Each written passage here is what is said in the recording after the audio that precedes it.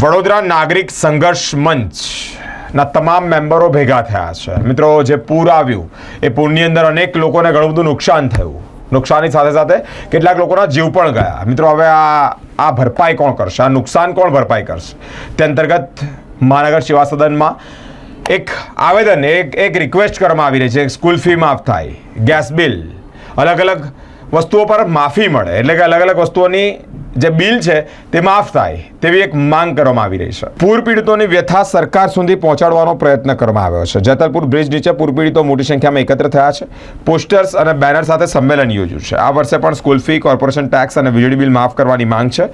જે પ્રમાણે નુકસાન થયું તે જ પ્રમાણે વળતરની પણ માંગ કરવામાં આવી છે। વ્યક્તિ દીઠ કેશ ડોલ 500 રૂપિયા ચૂકવવામાં આવે।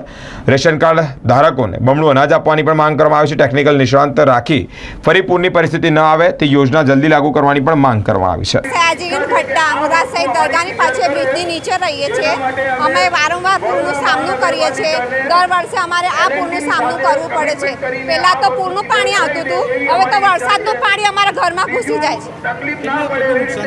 અમારું આખું ઘર ડૂબી ગયું। બધું સામાન, બધું ફ્રીજ, બધું રાશન પાણી બધું નાશ થઈ ગયું છે।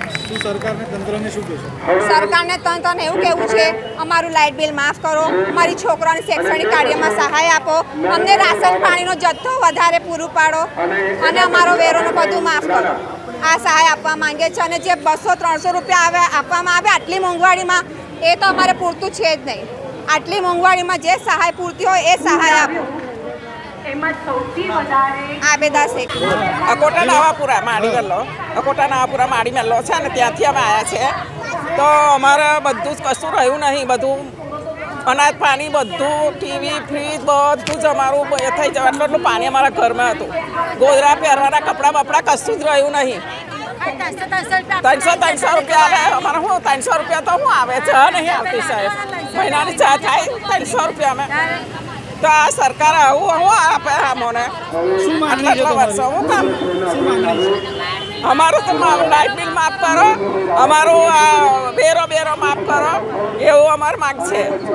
એ કહીએ છે હવે બધું। અમારું શારદાબેન છે, રમેશભાઈ માળી। આ કોટા નવાપુરા માળી મેલ્લો છે ને, અમે ત્યાં રહીએ છીએ અને અમારે બહુ નુકસાન થયું છે। મકાન પડી ગયા છે। આ બધાના ઘરમાં નુકસાન થયું છે। પાણી, વાસણ બાસણ તનાઈને બધું જતું રહ્યું। અત્યારે ઘરમાં મને એટલે બહુ તકલીફ છે। મેં સાપ નીકળે, આ નીકળે, પણ ઘરમાં મને અત્યારે એટલી પરેશાની છે। બધા જ અંધારામાં એકદમ એ થઈ ગયા છે। મારી મહેલામાં આ પોતે આવ્યા છે, જોઈ લો તમે આવ્યા છો ને? તંત્રને તમે એનું ધ્યાન દોર્યું છે? તંત્રનું ધ્યાન દોર્યું છે? રજૂઆતો કરી છે? ના, નહીં કરી, કોઈ આવ્યું જ નથી। 300 રૂપિયા આપીને જતા રહ્યા। પછી કોઈ અમને કોઈ હાલવા અનાજ પાણી એકાદ બે જણે કર્યું। નુકસાન થયું છે? ખાસું નુકસાન થયું અમારું। ઘરમાં ટીવી બીવી, ફ્રીજ બધું જ, ગોદરા બોદરા બધું પલળી ગયું છે બધાના ઘરમાં। સરકારને તંત્રને શું કહેશો? સરકારને અમે આ જ કહીશું ને કે અમારું ઘરમાં આટલું નુકસાન થયું છે। મેં તો એકલી જેમ નરેન્દ્ર મોદીની 1200 રૂપિયા પેન્સિલ આવે છે, એમાં અમે શું કરીશું? કોઈ મારે છોકરો નહીં, આમને છોકરો નહીં, આમને ઘરમાં બહુ નુકસાન થયું છે બધાના ઘરમાં। હવે 1200 રૂપિયાની પેન્સિલમાં મેં મકાન હમણાં બનાવું, અમને આ બેનને બતાવ્યું છે। તમે અત્યારે વિરોધ પ્રદર્શન માટે શું માંગણી છે તમારી? અમારે મકાનનું કંઈ સવલત કરી આપે અને બનાવી આપે। અને અંદર સાપે નીકળે, બધાના પૂછો, એમને બધાને ખબર છે કે અમે કેવી રીતે રહીએ છીએ બધા ઘરમાં। અત્યારે ઘરમાં નુકસાન થયું, કેટલું નુકસાન, અનાજ પાણી, મરચું મસાલો બધું જ બગડી ગયું। શું નામ આપણું? મધુબેન। આજે અહીંયા જેતલપુર બ્રિજના નીચે પરશુરામ ભટ્ટા વિસ્તારમાં એક નાગરિક સંમેલન અમે રાખ્યા હતા। આ પૂરના સંદર્ભમાં આપણે સૌ જાણીએ છીએ કે આ સરકારની બેદરકારીના કારણે આ પૂર આવ્યું છે। સરકારમાં બેઠેલા સત્તાધીશો, જે તંત્ર બેઠા છે, જે અધિકારીઓ છે, એની સાથે જે બિલ્ડર લોબીની જે મિલીભગતના કારણે આજે કાંસ ચારે બાજુ દબાઈ ગયા છે, નદીઓ દબાઈ ગયા છે, તળાવને એ લોકો પૂરી દીધા છે। એના પરિણામે આજે વડોદરામાં આટલા ભયંકર પૂર આવ્યા છે। આ પૂર પહેલાં ક્યારે આવું વડોદરાવાસીઓ જોયા નહોતા। જ્યાં ક્યારેય પાણી પહોંચ્યા નહોતા ત્યાં પણ પાણી પહોંચ્યા છે। જ્યારે જે વિસ્તારમાં જેટલું પાણી અગાઉ આવ્યા છે એના કરતાં વધારે પાણી આવ્યા છે। નુકસાન પણ એના કારણે ખૂબ વધારે થયું છે। સામાન્ય ઘરથી લઈને વ્યાપારી વર્ગ સુધી લાખો રૂપિયાનું નુકસાન થયા છે।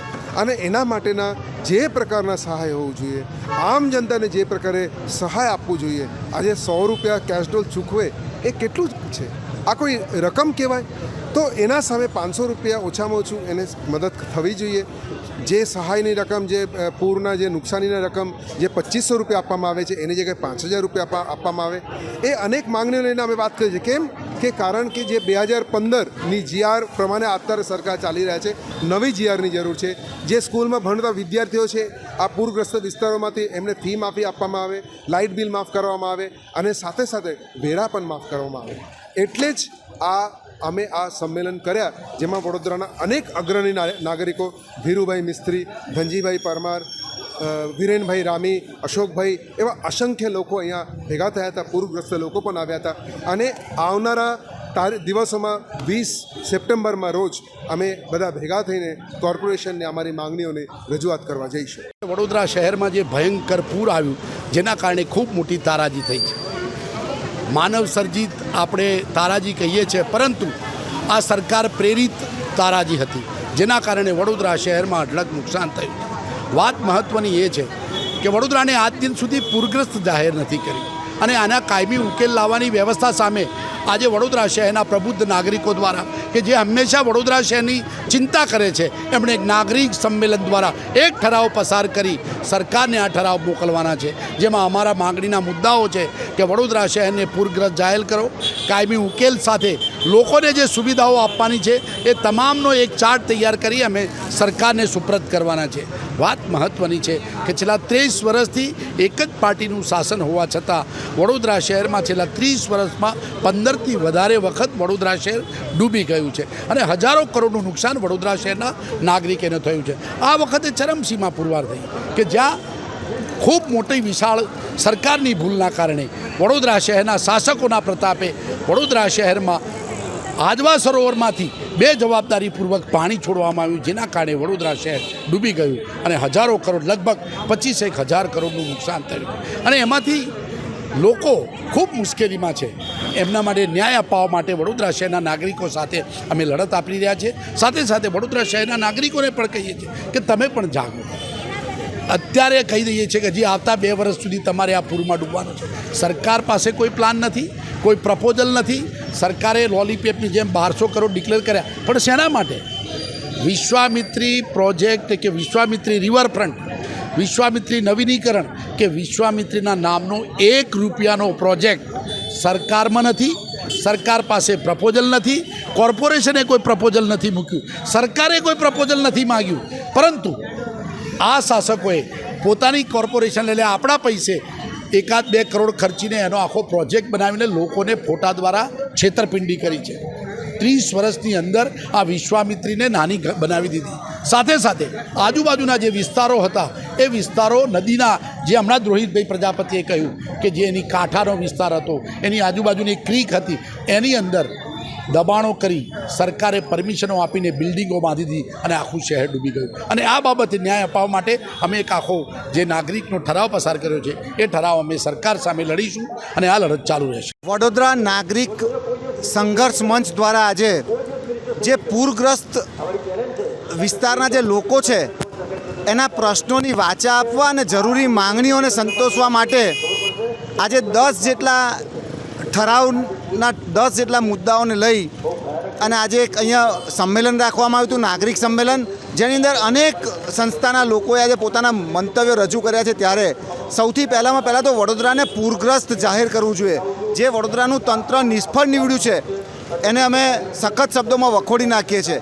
અને વડોદરાને જે છે એ લોકો કહે છે કે માનવ સર્જિત પૂર છે, પણ આ માનવ સર્જિત નહીં, પરંતુ આ સરકાર સર્જિત પૂર છે એવું અમારું સ્પષ્ટપણે માનવું છે. ત્યારે જે પૂરની અંદર લોકોને જે નુકસાન થયું છે એને વળતર ચૂકવવામાં આવે, જેને પરિવારનો સ્વજન ગુમાવ્યો છે એને 25 લાખ જેટલું વળતર, એવા અનેક મુદ્દાઓને લઈ અને આજે સંમેલન રાખવામાં આવ્યું હતું.